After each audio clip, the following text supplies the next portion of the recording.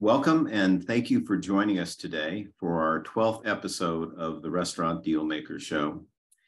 In 2009, I was approached by Jim Laube, my co-host today, to invite me to be a presenter on his platform called restaurantowner.com.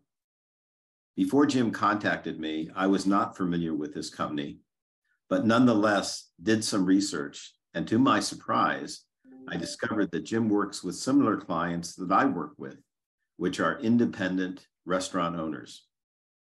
Immediately, I became interested, as not only do I deal with independent restaurant sellers and buyers, but I was also an independent restaurant chain owner myself.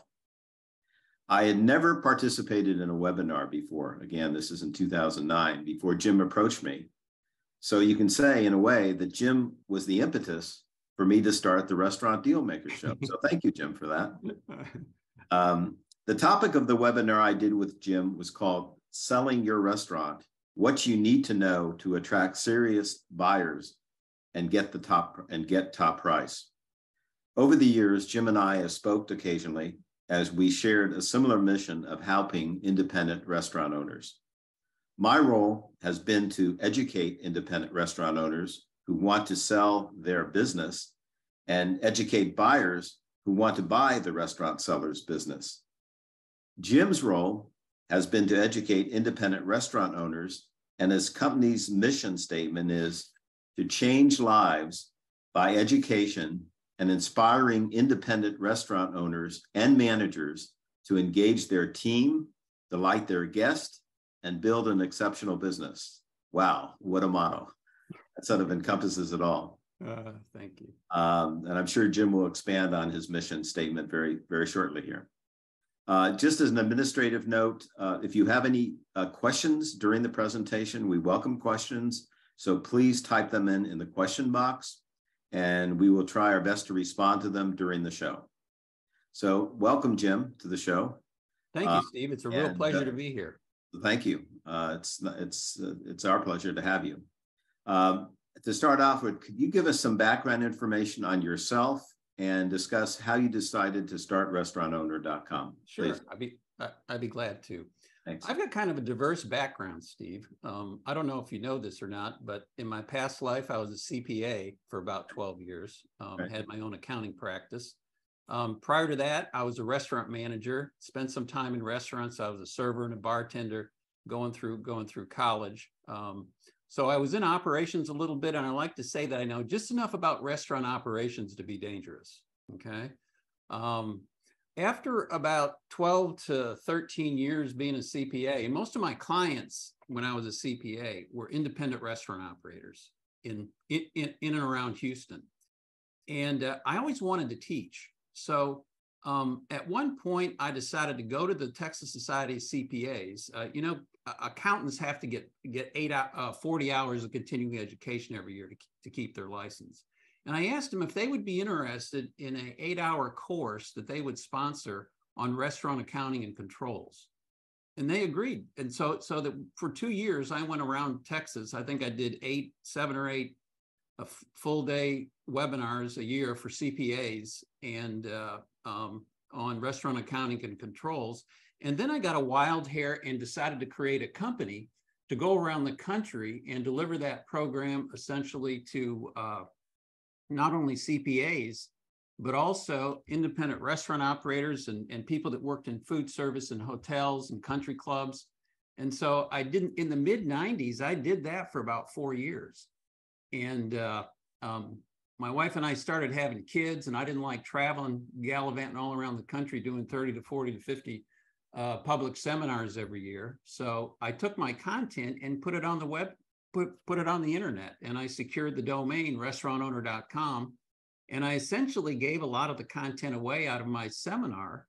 And this gentleman from Frito-Lay, he was a retired Frito-Lay executive, and he said, "Jim, why are you giving all this content away? I've printed out of over 100 pages of really helpful content."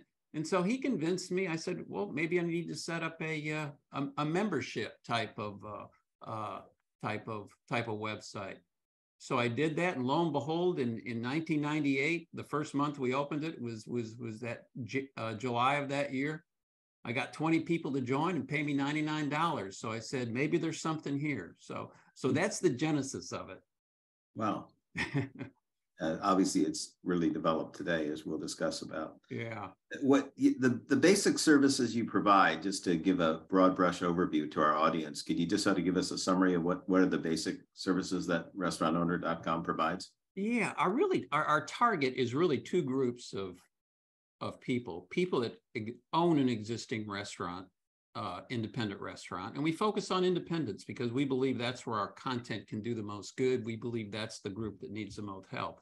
If you own a franchise, for example, you're going to be given everything that you need. You're going to be trained on how to operate that restaurant the way they want it operated. You're going to have systems and controls. You're going to have training manuals and so on and so forth. When you open up your own independent restaurant, unless you've worked for somebody or a chain that already has that, and you bring some of those materials with you, you don't have anything like that.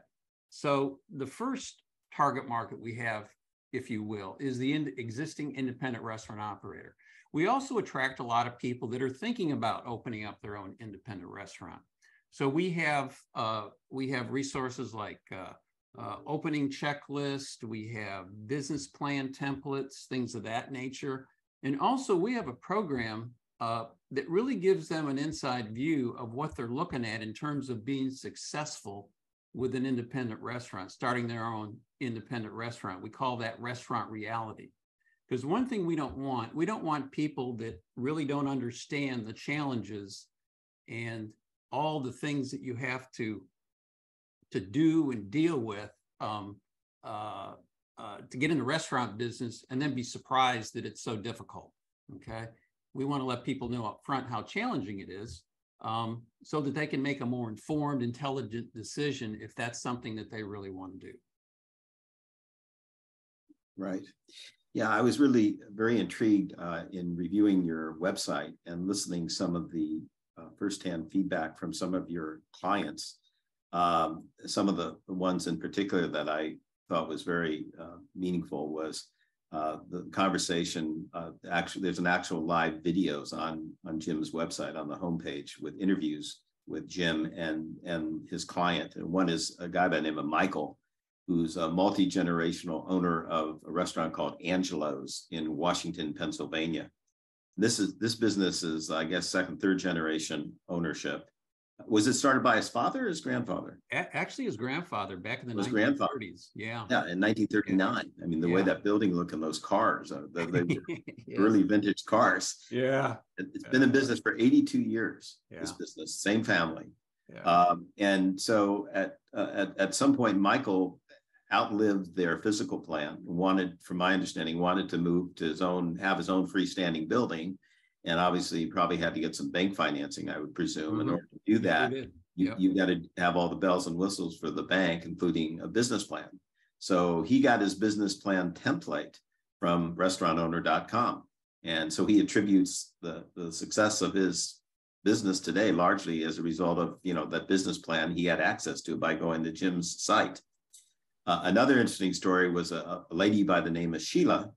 And she's currently owns a restaurant called Squeeze In.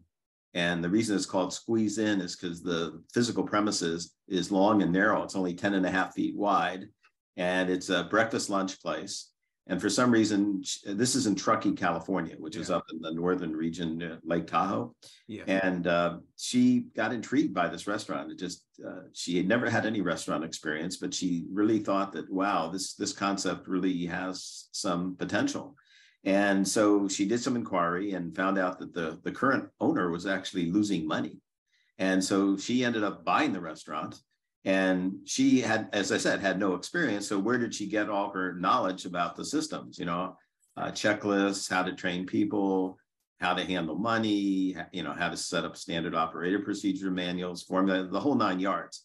And lo and behold, she found restaurantowner.com, and she took a losing operation, made it very successful, as a test of the fact that she has 5 operations today, and she's franchising her breakfast and lunch concept. So that's a real tribute to you, Jim. The ability to give her the backbone to really build a very viable concept.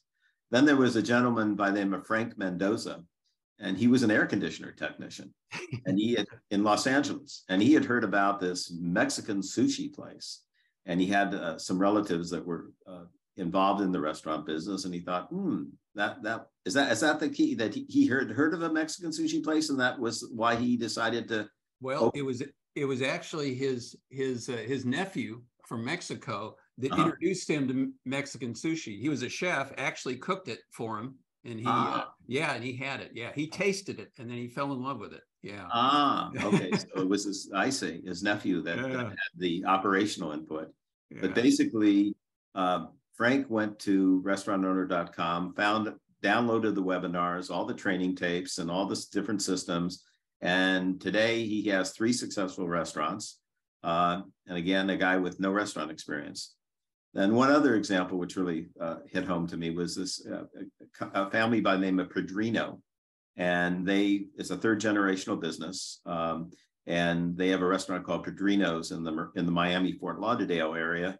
And they've been actively attending live workshops at restaurantowner.com for over 15 years. So obviously there's some merit in the systems and services that restaurantowner.com provides. We got some questions here from the audience. One question is, Jim, where should I go to get money to open a new restaurant? Well, that's a good question. And as you know, Steve, that's a challenging question when it comes to the restaurant business. I know you'll have probably something to say about this, but I believe personally that one of the best ways to get into the restaurant business is to buy an existing restaurant.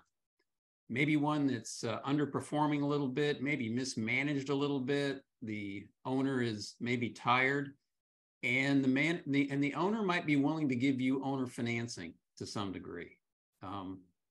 So that's one of my favorite ways. If I could just interject for a minute on that. Yeah, one. Absolutely. I know you have a lot to say on that. Yeah. You're seeing in different parts of the country that owner financing for selling restaurants is like, what % of the transactions are done using owner finance? Because we find in our area very little owner finance. Very little. Wow. Very little, because sellers are concerned because of the high failure rate, which we'll talk about. That there's more of a likeliness that the buyer's going to fail than be successful, and the seller doesn't want to be caught holding the bag, having a note, and then having to take back the place because the note is secured by the FF&E on the business, and then having a liability because the business has been turned upside down, and all these back bills, and the equipment is not as in good shape as when it was originally sold to them, et cetera.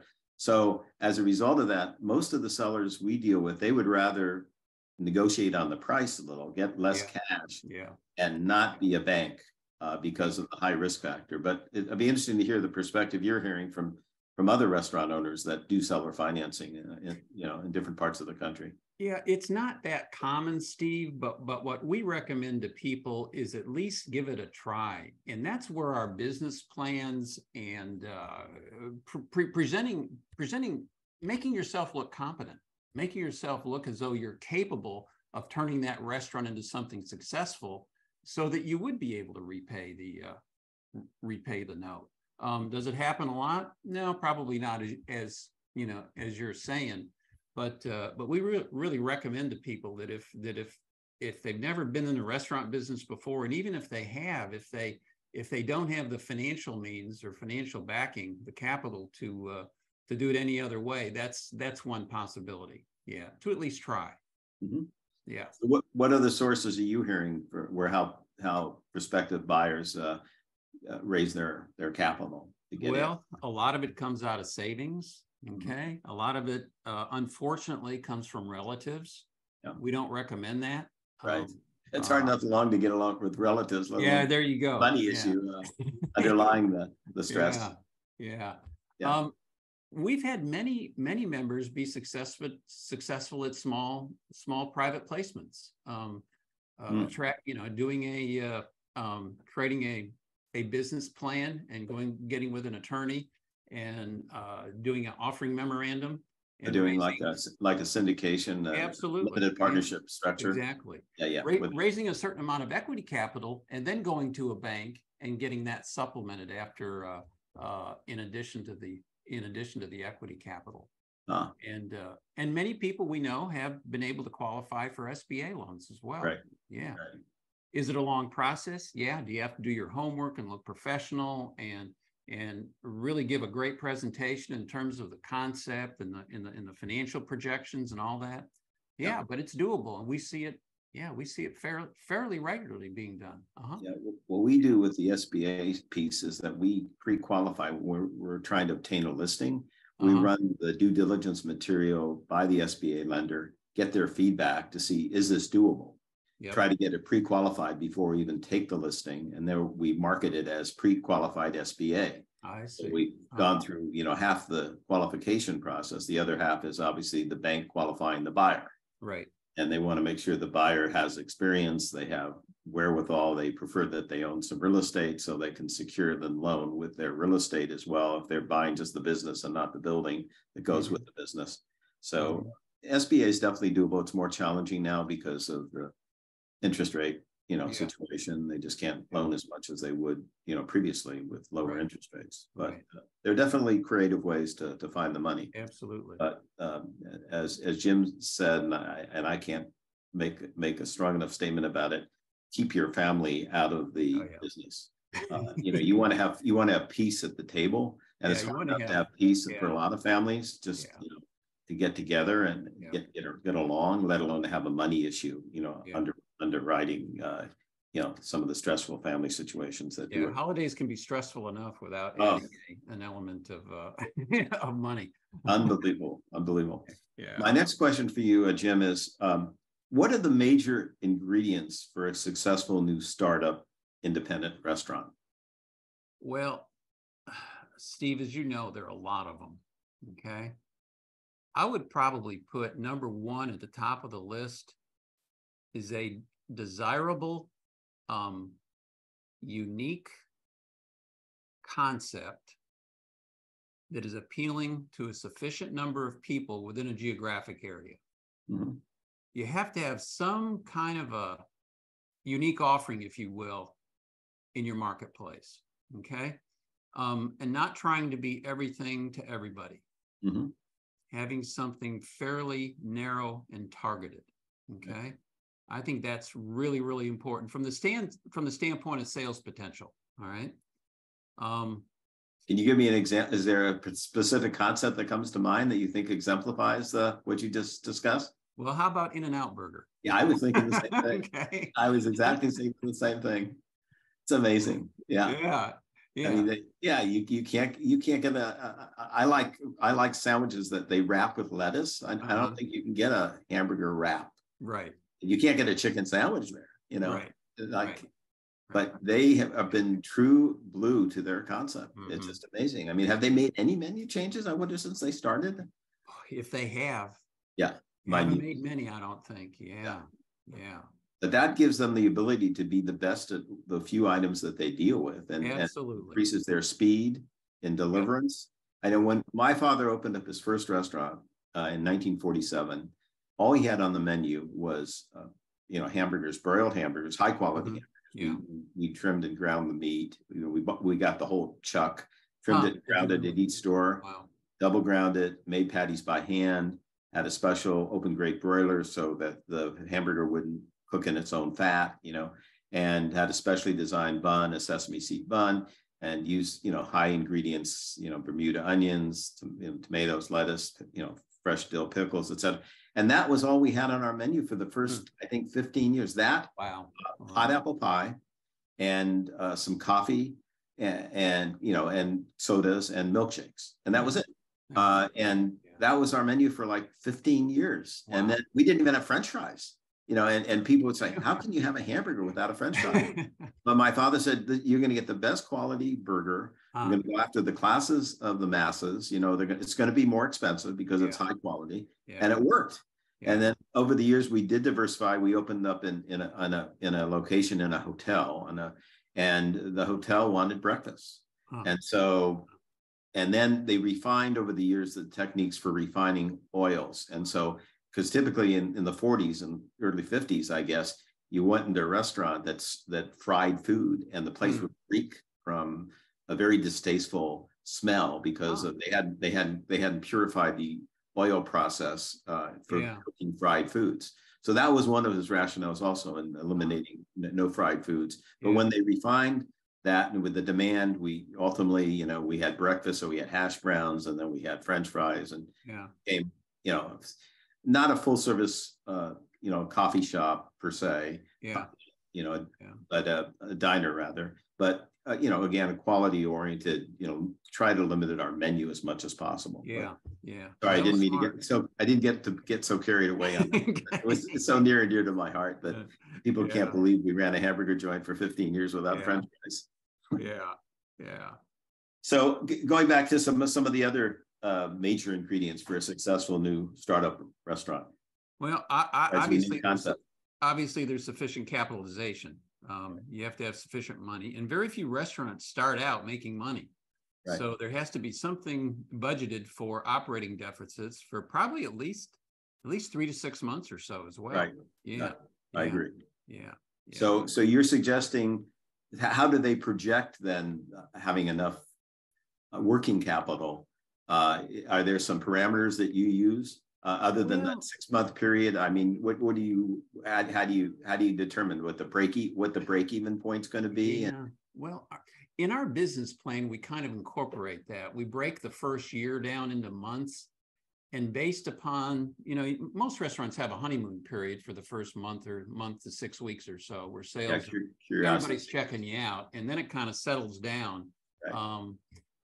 But we recommend people for the first year or so, every month that they'll have, to take into consideration how many weekdays, how many weekends, what their average check is going to be on both beverages and food, and then calculate the number of customers they think they're going to attract at lunch, at dinner, and we kind of project it out. And it's based on judgment, but we try to encourage people to be somewhat conservative, and maybe even have 2 or 3 different scenarios: an optimistic, middle of the road, and then worst case type of scenarios, to at least have some expectation of what you think your revenues, your costs are going to be, and what cash you may need to fund operating deficits until you're able to become profitable.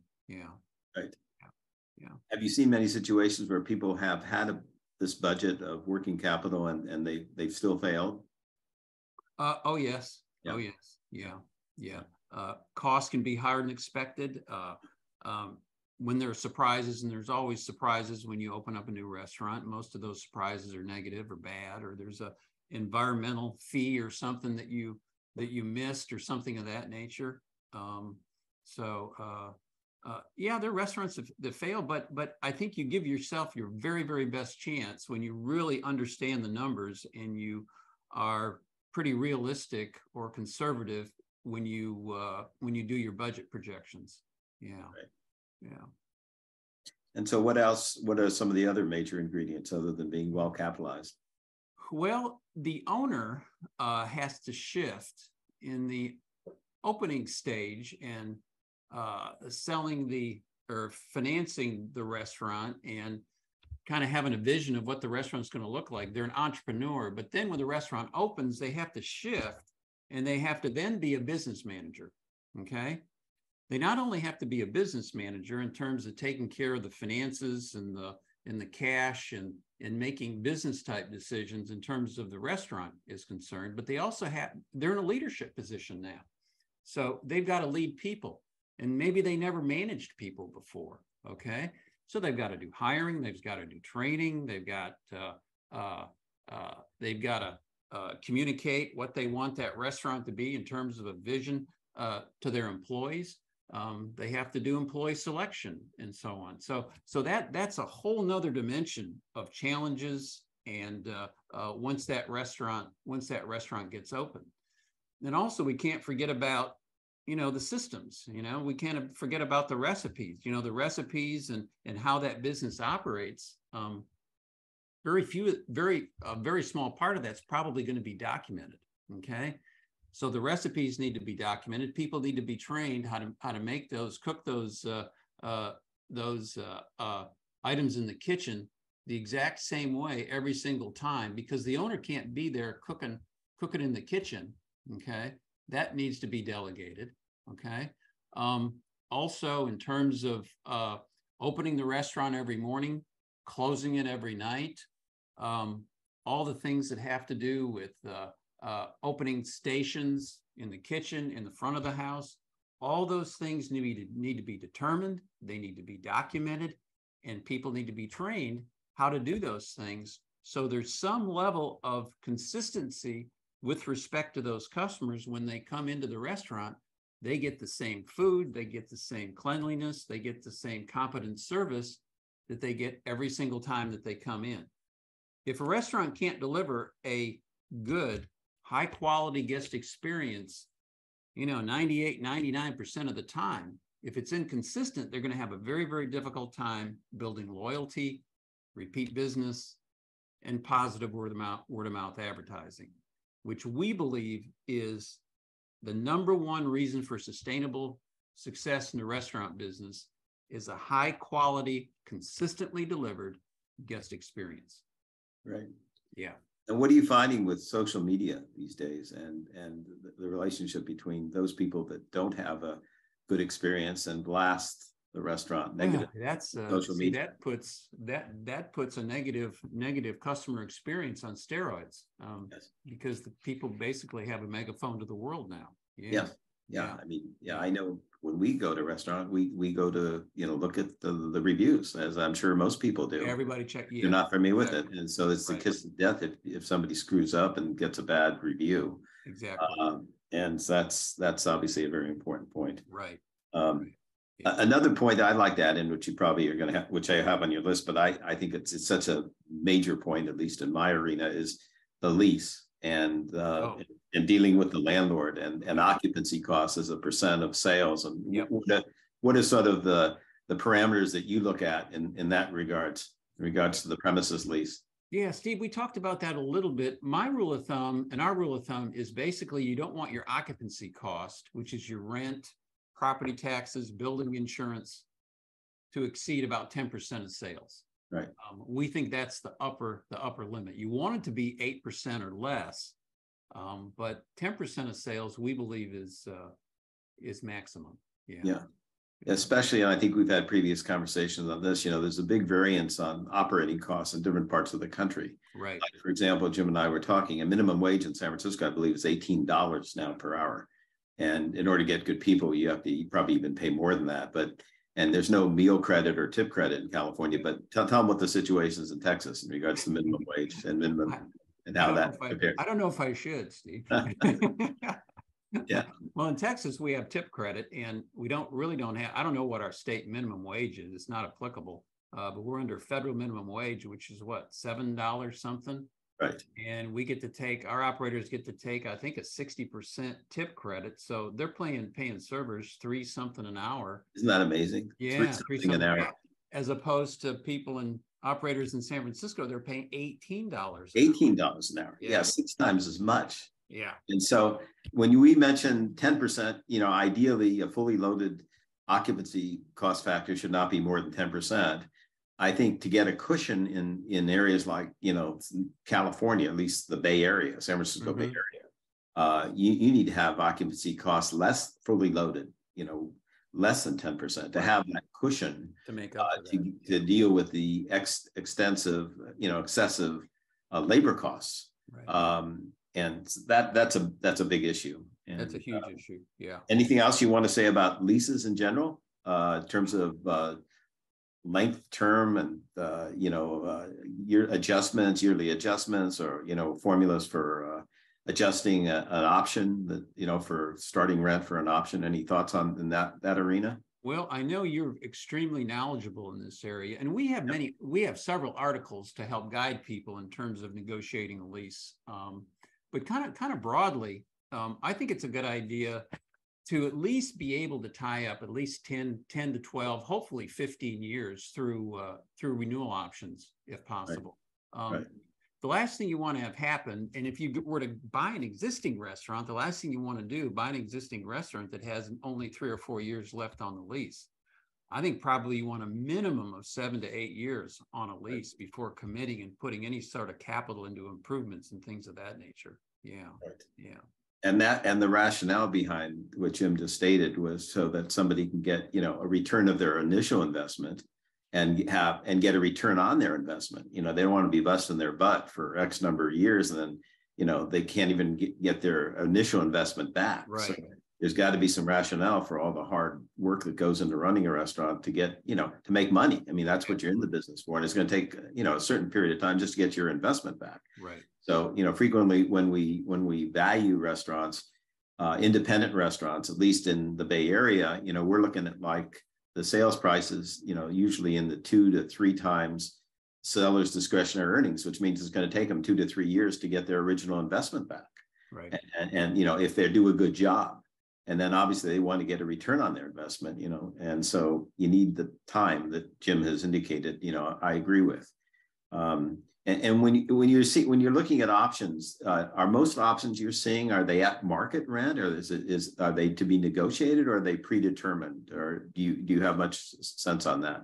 Steve, most of them that we see are kind of predetermined, but there's some element of the consumer price index or something. Right. Yeah. I don't know the technical aspect. Yeah, but I know that's common in most of them. CPI. Yeah. So we generally see most of our clients, rather than have CPI, which is the consumer price index, they want, if they have a CPI, they want like a minimum and a maximum landlords, and usually it was like 2 to 5, minimum 5. But most of our clients want a fixed determination as to what the increase is going to be, either a fixed percentage, 2%, 3% per year increase, or X number of dollars per year. Yeah. So they know what their costs are, rather than be open-ended and have variance, especially in these very fluctuating economies that we find ourselves into right now. Yeah. And then on options is already very tricky because most landlords want fair market rent, because that the rent they get determines the capitalized value of their building. So they want to maximize their value of the building if they plan to sell it in the future or refinance it. So that's always becomes a point of contention, because that can be an open-ended situation in high occupancy cost areas like in California, where in a 5-year period, rents could go up 30-40%, and that extra, if that's all passed through in an option, that could put the buyer, the operator, out of business. So that's right. Yeah. That's a real concern. Yeah. Steve, one thing we always tell people, don't lose track of that renewal date. Oh, absolutely. Make sure you have a tickler system or a reminder systems so that you don't miss it. And we have had members that have had that happen to them. Yeah. I'll tell you an interesting story. I sold this restaurant in Marin County to a reputable operator, and he charged his attorney to remind him the proper time frame as to when to exercise the option. The attorney forgot to notify the client to exercise the option. He lost his option. He sued the attorney, and I was an expert witness for the owner.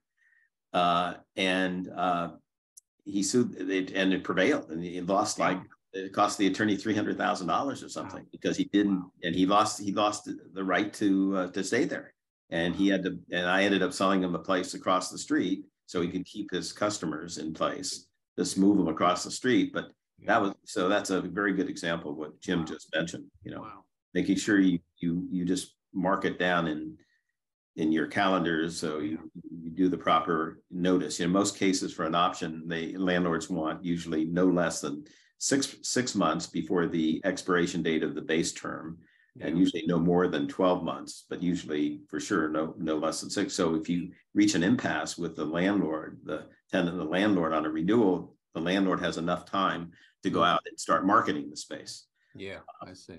Although in this arena, there's a lot of empty spaces. In fact, I just said, I know that this wasn't planned on what we were going to discuss about, but just to give you give the audience a broad brush overview of what has happened to the restaurant industry since COVID.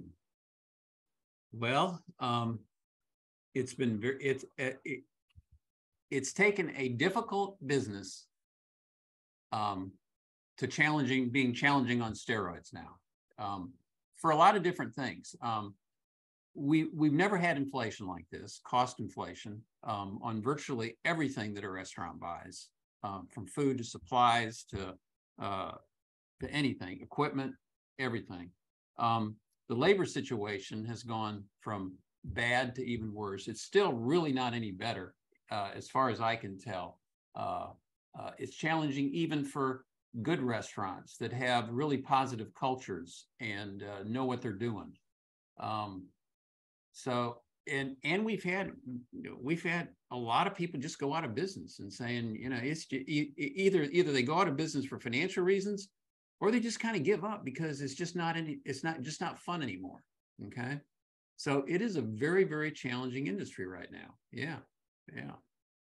Now, are some people still success? I know several operators that in 2022, they had their best year ever, both on the top line and the bottom line. Okay. What kind of concepts were those? Well, that was a high volume of almost, well, not quite a fine dining, an upper casual Italian restaurant. Yeah, had just a super year. And there were some specific things that happened in their area that kind of gave them kind of a jump start after COVID. But they've had a super year. Yeah. Did they have a lot of outdoor seating, and did they do a big takeout and delivery? They had outdoor seating, a significant amount of outdoor seating. Well, what happened is their area, they're close to a large metropolitan area. And in that large metropolitan area, they closed down all the bars. And their county still had the ability to serve alcoholic beverages. So people were driving, 20, 30 miles over the county line to come to their restaurant. And they do such a good job that a lot of those people became regular customers. And that's probably the biggest reason why they're doing as well as they are. Well, why did they close down all the bars? Because of COVID? Well, they thought that they were from the standpoint of the virus of COVID, they felt that people congregating, and it was in Pennsylvania. It was a part of Pennsylvania. Yeah. Oh, interesting. Yeah. So another question from the audience. What are the important things to watch out for when purchasing an existing restaurant business? The gotcha, so to speak, some of the things that maybe perhaps aren't always anticipated, up front.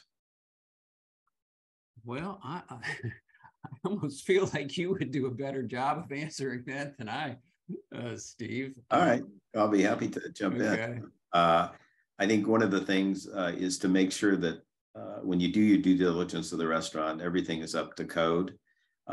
Codes change. And I know, for example, we have this change of ownership health department process in several counties we deal with.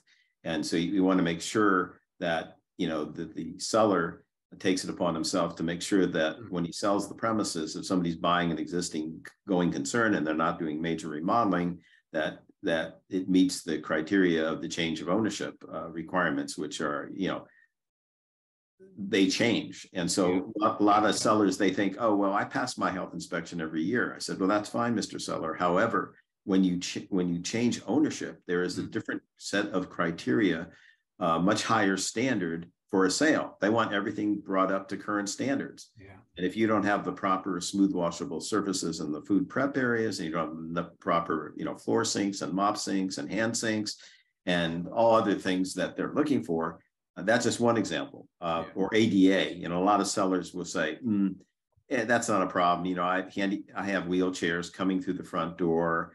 But again, if you don't have the right ADA entranceway with the right slope and not too steep, and you don't have the right ADA restroom, you can be sure there's a good chance you're going to get sued. And a lot of sellers will just, sort of just nonchalantly tell the buyer, don't worry about it. I haven't had any problems with ADA, but that doesn't mean that the buyer won't have any problems down the road. So those are just a couple of the things. You really got to drill down and make sure everything is really up to code. Yeah. And the other important things to watch out for is obviously you want to make sure you don't go into a location where you're vulnerable to have a lot of head-on competition. You know, in large parts of California, which are built out, that's not so much an issue. Yeah. Although because of COVID now, although the area may be built out, the immediate trade area, now there are a lot of vacancies because a lot of restaurants, you know, they say in California, about a third of them are no longer existing because of COVID. So you're vulnerable to have a head-on competitor come into your immediate trade area, which can cannibalize your business and basically turn your business upside down. Yeah. I mean, a good example of cannibalization, I was at this real estate, restaurant development and real estate conference in Las Vegas a few years ago. I was on a panel. They have it once a year. And Subway, the CEO of Subway, was telling about how they had closed in the previous 3 years 1,000 Subways a year because they over cannibalized. They put too many of them within the same trade area, and they cut up the market to such an extent that they ended up closing all these restaurants. And so you got to be careful if you're picking a franchise that you pick one that's got diligent, guidelines, so that there's not going to be this kind of cannibalization. Restrictions. Yeah. Sure, you've seen that as well. Exactly. And while we're talking about franchises versus non-franchises, what you're thinking about that? Should you buy a franchise versus taking over a recycled second or third generation restaurant? Independent? What you're thinking on that? Well, that really depends. I think that's got a lot to do with the personality and the risk tolerance of an individual, and whether they want to be strictly a business manager or they want to be more of an entrepreneur. An independent restaurant takes more of an entrepreneur mindset, as far as I'm concerned. If you buy a franchise, I mean, what kind of creativity are you going to be able to lend to your business? I mean, they're going to tell you what's going to be on the menu. They're going to tell you the design of your building. They're going to, basically tell you where you're going to put it and where you're not going to put it. Okay. Because they have because they want you to have high sales, because that's how they make their money. So it really depends. Now, is it going to be less risk going into a proven, buying a proven concept and having the expertise of a larger organization to help you get started and just make a lot of those big decisions? Absolutely. Yeah. But you're going to pay for that. So I don't think either one is good or bad. I think it really just depends on what type of individual you are and what your goals and objectives are. We all know there are people that have just done incredibly well financially, just doing franchises. Right. And by the same token, there are people that have been incredibly successful doing independent restaurants. So, right. Yeah. What are the success and failure rates you're hearing as far as a franchise's success rate versus an independent restaurant owner's success rate? What numbers are you hearing? That's a great question, Steve. And I would have thought that independents would have a much higher failure rate than franchises. But everything that I've seen, it's almost as high. Franchise businesses are really not that much more successful than independent businesses. Really? And maybe I'm looking at faulty or out of date surveys, but now obviously you don't see a lot of McDonald's going out of business, or right. Burger Kings or so. Well, just down the street we had a Burger King go out of business. Yeah, Burger King has some issues. A few years ago. And a lot of times when these large chain franchises are underperforming, the parent company will buy them. So they'll deal with the problem locations and things. So yeah, I really don't have any definitive, what I would consider really reliable numbers to really share on that. Okay. That's interesting, because again, I haven't got really drilled down and researched this, but I have heard over the years. Again, I guess maybe my questions would be more specific, like successful franchises. The McDonald's, the In-N-Outs, the Chick-fil-A's of the world that are phenomenally successful, not the secondary and tertiary. Right. Because I've heard that the failure rate is usually 80% for independent non-franchises within the first 5 years. That's a number I'm hearing. Again, I haven't qualified this recently. And the success rate for, again, that top tier of franchises is about 80%. It's like it's an inverse. It's, 80% for success rate for real high-end franchises versus a 20%, success rate. So it's quite different, at least. Right. Now, I would tend to agree when you're talking about the top tier franchises. I would tend to agree. Yeah, for sure. I've gotten a couple of questions here and our time is running. So I thought I'd just go in. So what are your thoughts, advice about raising menu prices? Well, that's a really dicey topic. I don't really consider myself an expert on that. Although you do not want to get behind the menu pricing curve because it can be challenging then to kind of catch up. I think it's real important that restaurants pay attention to the pricing that's going on in their local market area. Okay. I also think it's important that everybody knows the cost of producing an item, what the current selling price is, and what the gross profit margin is as well. There may be some menu items that are no longer really that profitable to sell. And we've seen a lot of restaurants really do major overhauls to their menus. They get rid of a lot of the slow sellers. They get rid of items that maybe require a certain specific product, and it's only used on that menu item, for example. Also, with the shortage of labor, it's nice to have a streamlined menu because it's more efficient in the kitchen as well. So, so we're seeing a lot of that going on. But as far as pricing the menu, you want to make sure that obviously we want it to be as high as it possibly can, but we don't want to have it so high that we're convincing people not to come in because the value perception. Price value is out of whack. Yeah, exactly, is out of whack. Yeah. And they have customers have a lot of choices. Absolutely. Yeah. So price value is very important.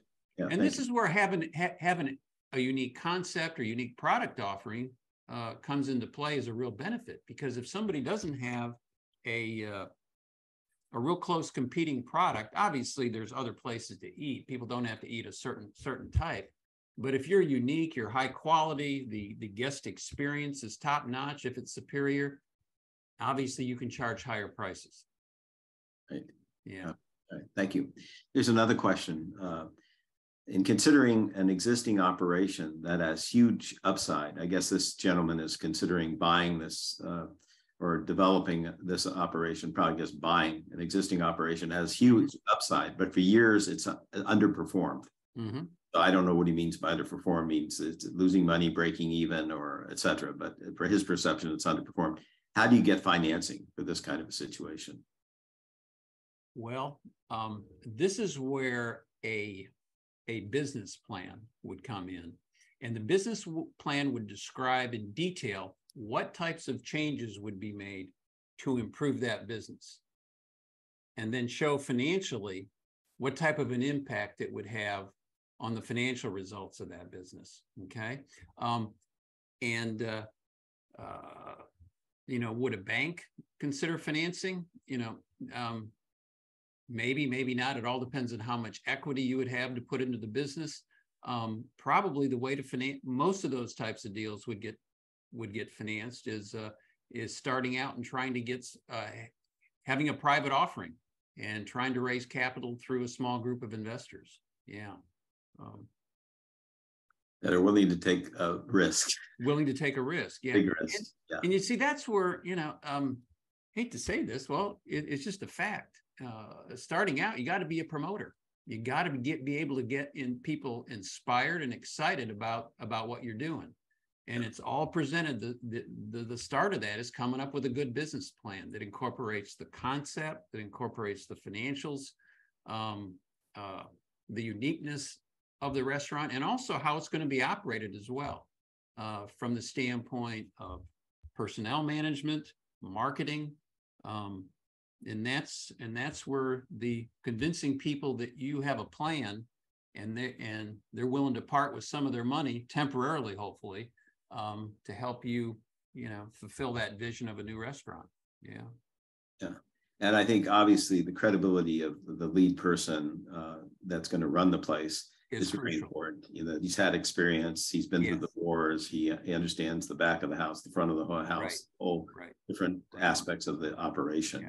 Or else, Steve, they have people on the team already, or people committed on the team that have that expertise. Yes. Okay. Yeah. For sure. Yeah. Okay, next question. In this challenging period where restaurant owners are having to reduce operating hours and days of operation due to a shortage of employees, what do you see as a solution to correct this issue?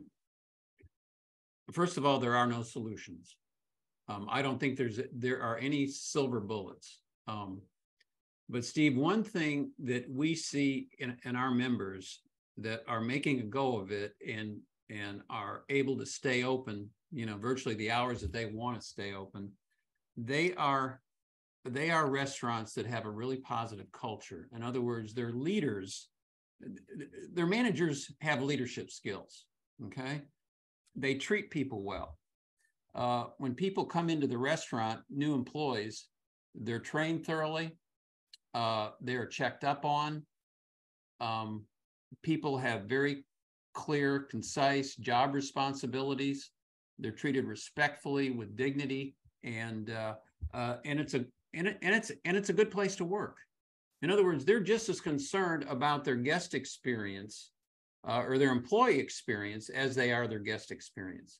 Because without happy employees that get along well together, that work well as a team, that are motivated to take good care of their guests, it's very difficult to create a good, consistent, superior guest experience. Okay, so it's all about leadership. It's all about creating a positive culture, and that's where you get employee loyalty from. That's where you get people that are willing to stay with you longer, and that's where you get your employees going out and seeing if they have friends or relatives or people that might want to work at the restaurant too. So that's a potential source of new hires.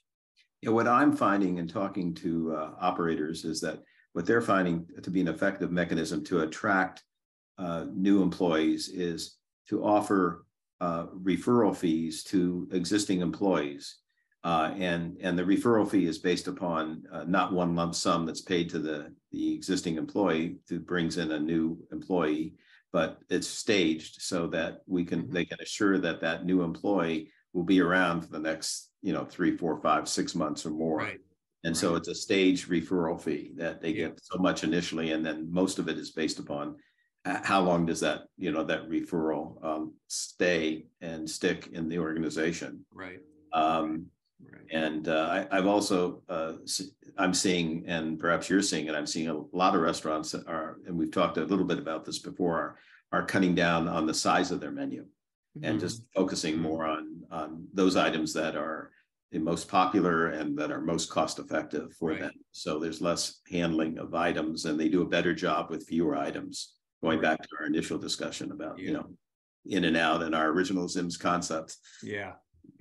And so those are some items that came up, so of the approximately, I think 130 plus webinars you've conducted, what are the most popular and helpful ones, other than the one, of course, you did with me and not selling your restaurants, which we need to update. We're going to do a. I'm looking forward to that. Very much looking forward to that. That'd be nice. But are there some that in particular that have really stood out to be the most popular? Yeah, we do a webinar on the guest experience, how to improve the guest experience, and we go through the various touch points within the employee journey. That one is real popular. A lot of our financial management webinars are fairly popular, that we talk about how to read and understand a restaurant P&L, and we talk about some of the key industry averages on a restaurant P&L from the standpoint of food costs, labor costs, prime cost, occupancy costs, and things of that nature. Okay, those are And we talk about cash flow and how important cash flow projections are for restaurants, particularly in the last few years. That's been crucial. But I think probably the most popular is our leadership and culture webinars. I think restaurant owners and managers recognize that the old style of command and control management practices really don't work today. Yeah. People can leave tomorrow and get a job the same day if they want another one. So you've got to make the working environment positive. You still have to have high standards, and we believe good people want to work where there's high standards. And but managing people, leading people from the standpoint of having a mission and having stated values and a vision for the future, and also helping people to achieve their goals as well, and being interested enough to ask them, talk about that. So it's a whole, for many people, it's a whole different way of managing folks. So those are quite popular. Yeah. Sure. Yeah. So one last question. We're running out of time here. I think it's an important one. I'd like to get to you. Is it better to hire managers from the outside, or is it better to promote from within? Well, here again, yeah. There's pluses and minuses of both.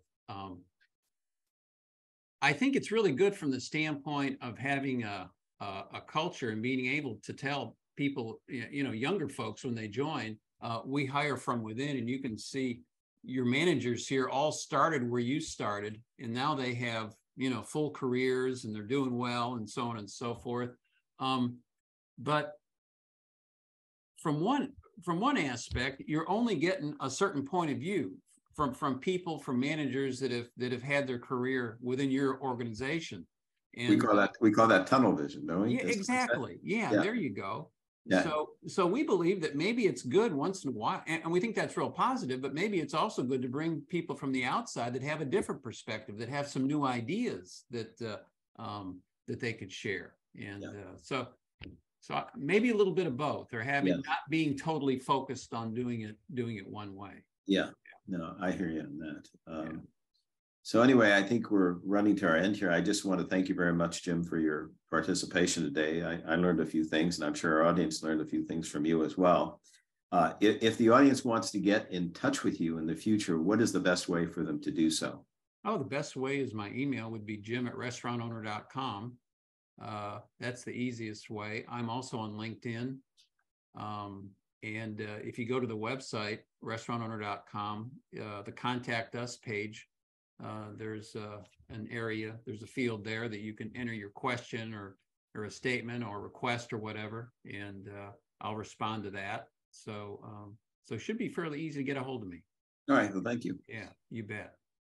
Our March 23rd Restaurant Dealmaker show will feature co-host Pat Otone, who is a former seller client, and he'll be joined by our top agent, Keith Simpson, who recently sold Pat's 5 restaurants, which include 2 Lala Grills and a Lollapalooza in Monterey, and Eli's American in Salinas, and Lala Grill in San Jose.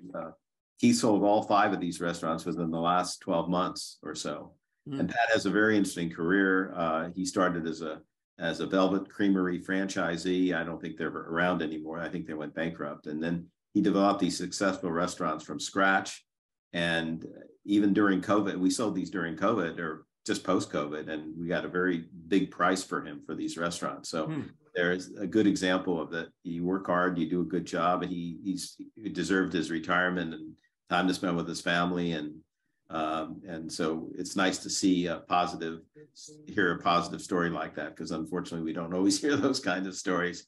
So anyway, we're looking forward to having Pat and Keith join us on our next session. So I want to thank you all for joining us today, and hopefully you'll continue to support us. And again, most importantly, stay well. Thanks again, and thank you very much, Jim. Thank you, Steve. Thanks everybody for joining us. Look forward to seeing you again. Take care.